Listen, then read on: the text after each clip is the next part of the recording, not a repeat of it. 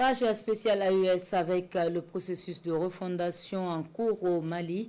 Sur 517 recommandations, une vingtaine déjà exécutées et 30 en cours d'exécution. Le début de la mise en œuvre touche 55 recommandations jugées prioritaires. Le comité en charge a rencontré à Ouagadougou la communauté malienne. La mission a parcouru les 19 régions du Mali avant ceux de l'extérieur. Les détails avec Bernard Koumbelem et Draman Nagene. Après le Mali, le comité indépendant de suivi et évaluation des recommandations des assises nationales de la refondation dépose ses valises au Burkina. La mission, conduite par le coordinateur général lui-même, va exposer l'état de mise en œuvre des 517 recommandations, dont 55 prioritaires, parmi lesquelles 20 sont exécutées et 30 en cours de réalisation. La question de l'accès à l'eau potable.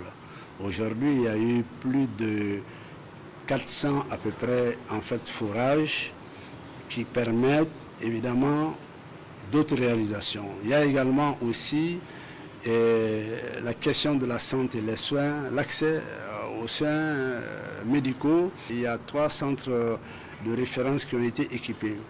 Il y a également la question des infrastructures.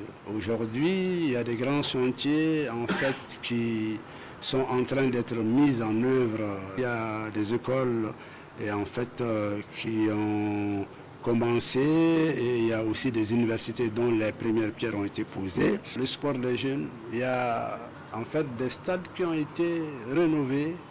Eh bien, le caractère de l'État commence à changer. Il y a un début d'application de la digitalisation qui permet effectivement de lutter contre la corruption.